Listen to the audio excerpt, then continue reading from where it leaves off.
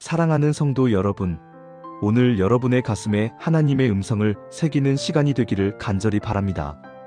여러분, 우리의 인생은 되돌릴 수 없는 길입니다.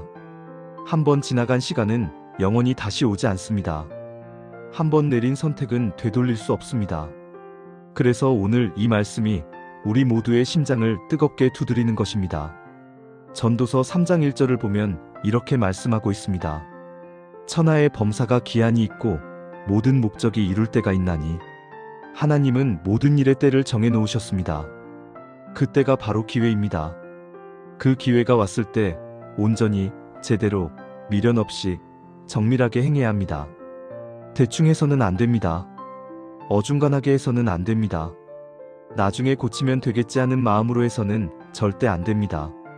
왜냐하면 지나고 나서 흠이 보여도 그때는 이미 고칠 수 없기 때문입니다. 여러분, 집을 한번 생각해 보십시오.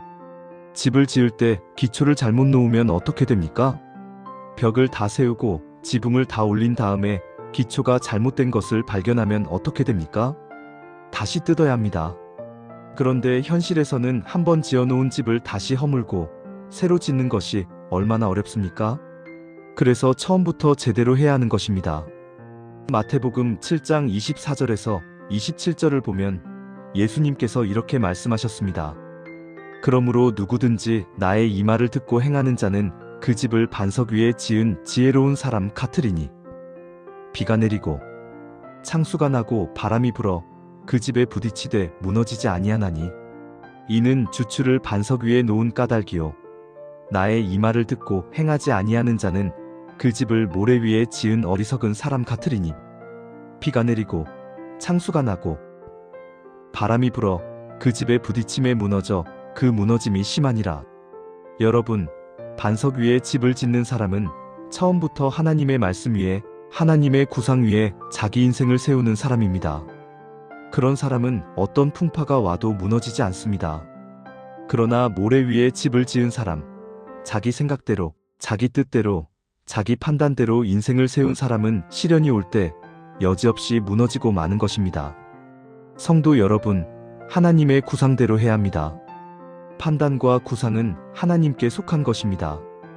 우리가 아무리 머리를 굴려도, 아무리 경험이 많아도, 아무리 지혜롭다 해도 하나님의 구상에는 미치지 못합니다. 잠언 19장 21절을 보면 이렇게 기록되어 있습니다. 사람의 마음에는 많은 계획이 있어도 오직 여호와의 뜻만이 완전히 서리라. 우리의 계획이 아무리 그럴듯해 보여도 결국 이루어지는 것은 하나님의 뜻입니다. 하나님의 구상대로 했을 때 만족이 있고 기쁨이 있고 감탄이 있습니다.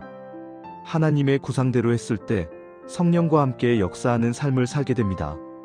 하나님의 구상대로 했을 때 평생 후회가 없습니다. 여러분, 큰 바위 하나 세워놓고 큰 소나무 한 그루 심어놓고 그것으로 끝이라고 생각하면 어떻게 됩니까? 사람들은 그냥 쳐다보고 구경만 하고 지나갑니다.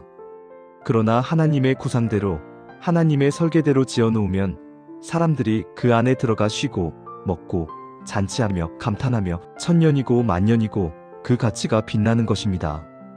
이것이 하나님의 구상의 위대함입니다. 사람의 생각은 한계가 있지만 하나님의 구상은 찬란하고 시대를 뛰어넘고 영원까지 이르는 것입니다. 이제 여러분의 가슴에 손을 얹고 생각해 보시기 바랍니다. 인생의 노정은 한 번 가면 영원히 다시 오지 않습니다. 인생길은 직선길입니다. 뒤로 돌아갈 수 없습니다. 한번 선택을 잘못하면 한 시대가 지나가야 합니다.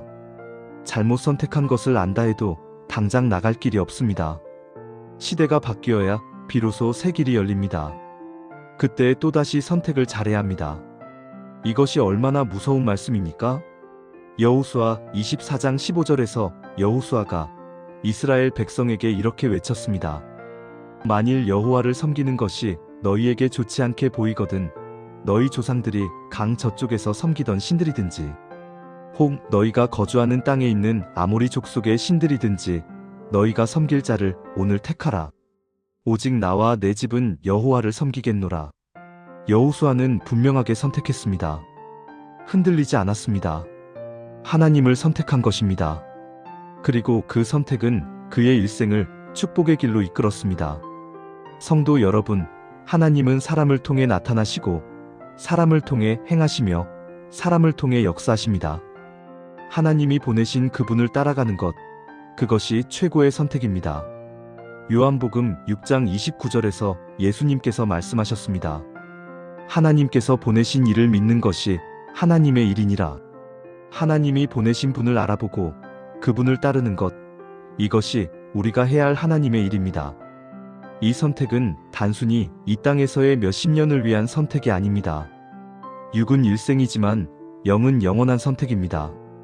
우리의 육체는 이 땅에서 한 세대를 살다 갑니다.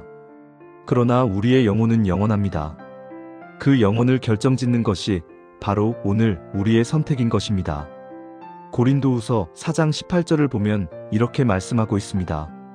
우리가 주목하는 것은 보이는 것이 아니요 보이지 않는 것이니 보이는 것은 잠깐이요 보이지 않는 것은 영원함이라.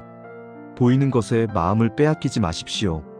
잠깐인 것에 인생을 걸지 마십시오. 영원한 것을 바라보고 영원한 분의 구상대로 살아가십시오.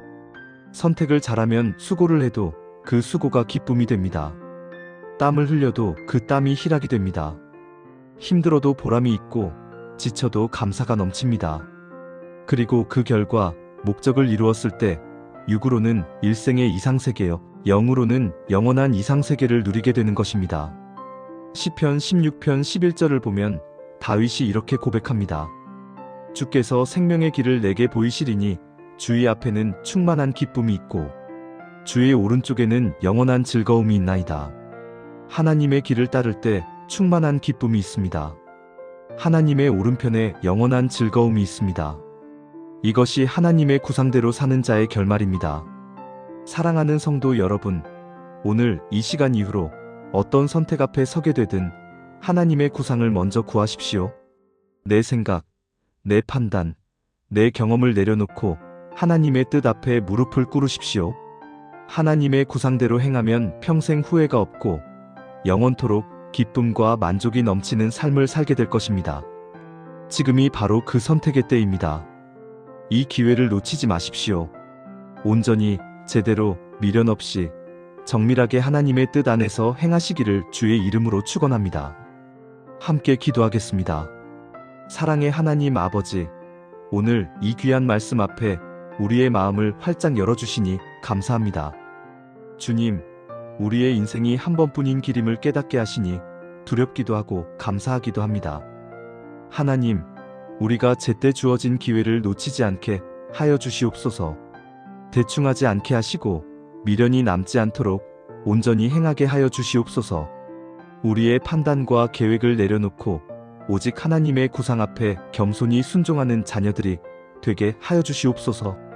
잘못된 선택으로 한 시대를 헤매는 어리석음에서 우리를 건져주시고 하나님이 보내신 분을 따라가는 지혜를 허락하여 주시옵소서. 우리의 육신의 삶도 영혼의 영원한 삶도 모두 하나님의 뜻 안에서 아름답게 이루어지기를 간절히 원합니다. 수고 가운데서도 기쁨을 누리고 땀 흘리는 가운데서도 희락을 맛보며 마침내 하나님이 구상하신 이상세계에 이르는 우리 모두가 되게 하여 주시옵소서. 예수 그리스도의 이름으로 기도드립니다. 아멘.